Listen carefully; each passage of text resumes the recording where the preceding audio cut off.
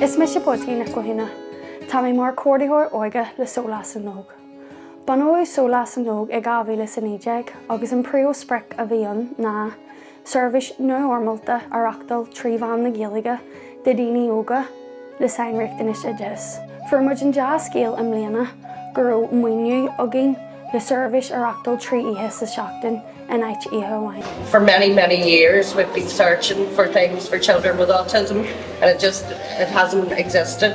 And as a parent myself of a child with autism, when my child was diagnosed I was given 2 training sessions and then just left to it. We have different things to engage different senses, so you have your visual senses, and here is your few things to sort of engage the creativity of the kids. So you can see already that some of the kids are really enjoying this. So my child went through the Irish language and there was absolutely nothing for him outside socially.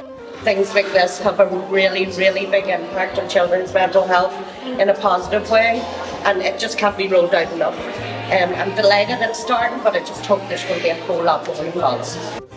Is me sé fanúil ag seacaí agus tá mé gobar seomar i bríoige ar fiú ceir bliananis. I brí min sa bunscoil I fásta mar winseoir agus tá gael idir an gá rud go cinse margheallar na daoine freastail ar an cumann agus ar an scoil fásta. Deas scéal amlainn a bhí an nuair a dúiríonn go raibh muid gol ó ihe amháin ar fiú 3 bliana go 3 ihe sa seachtain. Céalaíonn sin go bhfuil gaire chlaig 3 ar sa seachtain ag daoine óga agus déagarí so go níl hacht ag áit specialta a tá dírithe orthu. Gan am muoine sin ní bhéil an na deisina a tá ag na poistí acu. Chuir an daoine óga sogainn le scéal na síl socaí, scéal na páirseanta, scéal na socialta, fríd chuid bhór chláranna agus imeachtaí a heitin amach an sa cumann óige.